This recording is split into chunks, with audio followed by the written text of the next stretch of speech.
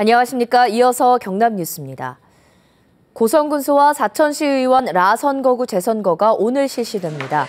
고성군수 재선거는 23개 투표소에서, 사천시의원 라선거구 재선거는 8개 투표소에서 각각 진행되며 투표 시간은 오전 6시부터 저녁 8시까지입니다. 개표는 투표를 마친 뒤 각 투표구에서 투표지 분류기를 이용해 진행되며 당선자는 밤 10시쯤 가려질 전망입니다. 경남 도내 마을 소규모 수도 곳곳에서 비소가 검출됐다는 소식 계속 전해드리고 있는데요. 경상남도가 전면적인 간이상수도 수질 검사를 실시하기로 했습니다. 천현수 기자입니다. 경남도 내 소규모 수도시설은 3,236곳, 지방상수도가 들어가기 어려운 농어촌 마을에 물을 공급하는 시설로 도민의 8%인 25만 명이 사용합니다. 경상남도의 집계 결과 발암 물질인 비소는 2012년 56곳, 지난해 15곳, 올해 24곳이 검출됐습니다. 그러나 이 결과는 연중 한 번만 실시한 검사 결과여서 정확하지 않습니다. 경상남도는 당장 3,200여 시설 전부에 대한 실태 조사에 착수했습니다. 비소 검사 횟수는 경남 자체적으로 연간 4번으로 늘렸습니다. 이게 변동이 심합니다. 변동이 심하다 보니까 이제 쉽게 빨리 대응을 못하는 경우도 있고 해서 분기 1회로 강화시키는 게 시군의 수질 관리 책임도 강화됩니다. 담당 공무원 1명당 180개 간이 상수도를 맡는 인력 부족도 해결합니다. 비소 검출이 반복되는 시군에는 예산 축소와 감사 등 경상남도의 압박 수단 발동을 검토하고 있습니다. 근본 대책은 간이 상수도를 없애고 정수장 수돗물을 공급하는 것입니다. 경남의 지하 안반 구조로는 중금속 유입을 원천 봉쇄할 수 없기 때문입니다. 토양 오염이나 아니면 수질 오염보다는 이 지질 자체에서 지질 자체에 오염 물질들이 포함되어 있기 때문에 경상남도는 연말까지 간이 상수도 전수 조사를 끝내고 비소가 검출된 곳은 정수장치 설치와 대체 수원 개발 등의 조치를 하기로 했습니다. KBS 뉴스 천현수입니다. 긴박하게 돌아가던 대우조선해양 사태가 해결의 실마리를 찾아가고 있습니다. 노조가 채권단에 임금 동결과 파업자재 내용을 담은 동의서를 제출하면서 4조 원대의 금융 지원이 이루어질 것으로 보입니다. 오종우 기자입니다. 대우조선해양이 법정 관리에 들어가는 위기는 넘겼습니다. 대우조선해양 노조는 채권단이 회사 정상화 지원에 선제 조건으로 내세운 임금 동결과 무파업 등을 받아들이는 동의서를 제출했습니다. 노조는 전체 구성원의 생존권을 위해 과감한 결단을 내릴 수밖에 없었다고 밝혔습니다. 만약에 저희들이 동의서를 제출하지 않는다라면 법정 관리로 갈 수밖에 없겠다. 그렇게 된다라면 전체적으로 고용 불안이 유지되고 또 복지가 축소되고. 노조가 동의서를 제출함에 따라 채권단은 곧 대우조선해양에 추가 자금 지원에 나섭니다. 주채권은행인 산업은행은 이사회 의결을 거쳐 4조 3천억 원으로 알려진 유상증자와 신규 대출 등 정상화 지원 방안을 발표할 계획입니다. 노조도 이제 판단을 잘 하셔서 회사 살리기에 동참하는 그런 모습을 보여주신 거죠. 이사회를 해서 그 지원 방안이 통과가 되면 법정 관리라는 급한 불은 껐지만 불씨는 여전합니다. 정부와 채권단이 대우조선해양에 고강도 자구 계획을 요구하고 있기 때문입니다. 대우조선사 측도 불필요한 자산 매각과 인력 감축 등 구조 조정에 더욱 속도를 낼 전망입니다. 사상 최대 경영 위기를 겪고 있는 대우조선해양. 경영 정상화까지는 험로가 예상됩니다. KBS 뉴스 오종우입니다. 어제 저녁 8시쯤 창원시 월포동의 한 편도 2차선 도로에서 56살 김모 씨가 몰던 택시가 주차된 차량 석 대를 잇따라 추돌했습니다. 이 사고로 택시 운전기사 김 씨와 승객 등 5명이 다쳤습니다. 경찰은 김 씨가 신호가 바뀌자 브레이크 대신 가속 페달을 밟아 사고가 난 것으로 보고 있습니다. 올해 3분기까지 경남 지역의 땅값이 1.57% 올라 전국에서 5번째로 낮았습니다.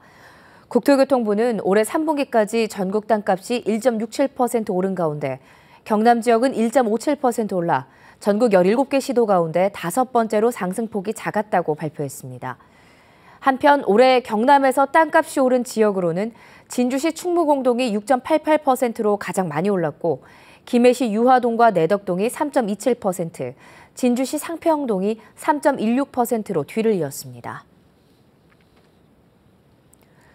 웃돈을 노리는 경우가 다수인 아파트 분양권 전매 비율이 경남이 전국에서 7번째로 높았습니다. 영산대 주택도시연구소 서정열 교수가 올해 들어 9월까지 국내 아파트 거래 92만 6천 건을 분석한 결과 30%인 27만 7천 건에서 분양권 전매가 이뤄졌습니다.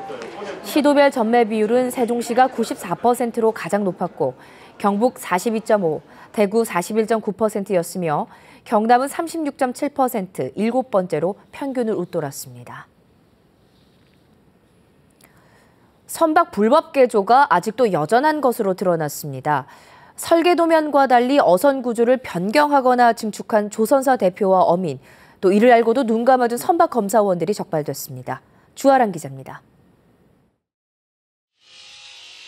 소형 어선의 조타실 뒤 공간을 넓히는 작업이 한창입니다. 설계도면과 다른 명백한 불법 증축입니다. 지금은 나가서 샤워도 해야 되고 이런 물도 실어야 되고 기분 많이 실어야 되고 멀리 나가다 보니까. 해경은 불법으로 어선을 개조 또는 증축한 조선소 대표 8명과 어민 8명, 이를 눈 감아준 선박검사원 2명을 불구속 입건했습니다.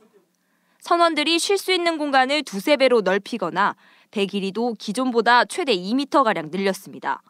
심지어 7.9톤 규모의 어선을 21톤 선박으로 키우기까지 했습니다. 지난 2012년부터 이렇게 만들어진 불법 어선은 모두 80여 척.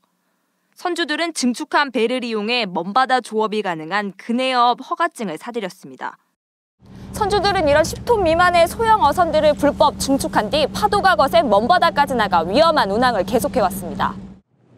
선박을 증축할 경우 무게중심이 높아져 파도에 취약해집니다. 선박이 파도에 의해서 전복하거나 어떤 복원력을 잃고 선원들이 위험에 처할 수가 있습니다. 세월호 사고의 교훈을 잊은 듯 선박 불법 개조가 끊이지 않고 있습니다. KBS 뉴스 주아랑입니다.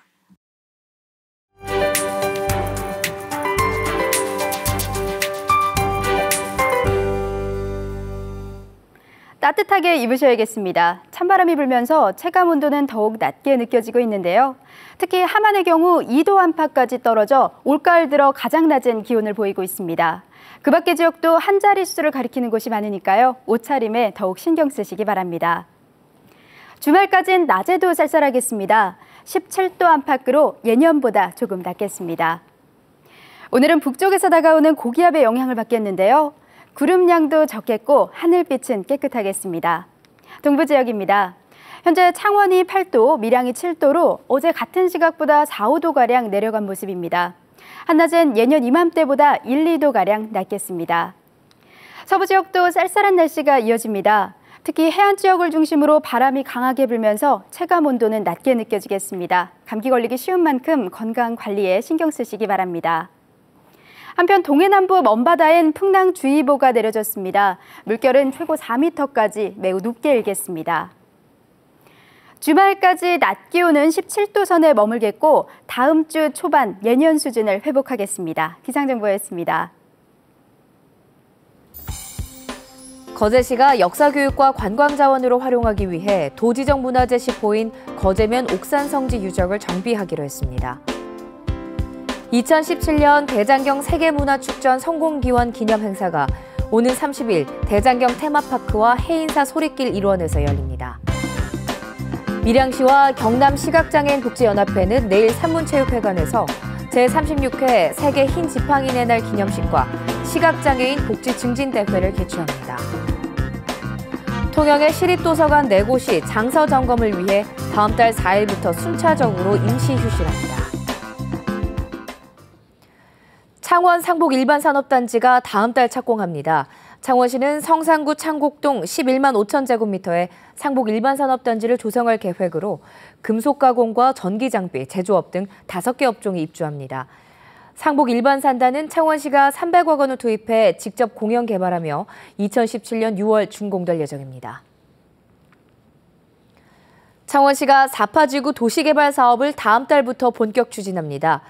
사파지구 도시개발 사업은 창원시 성산구 토월동과 대방동 등 개발 제한 구역 91만여 제곱미터에 사업비 2,200억 원을 투입해 체육공원과 공동주택, 교육연구시설 용지 등을 조성하는 사업입니다.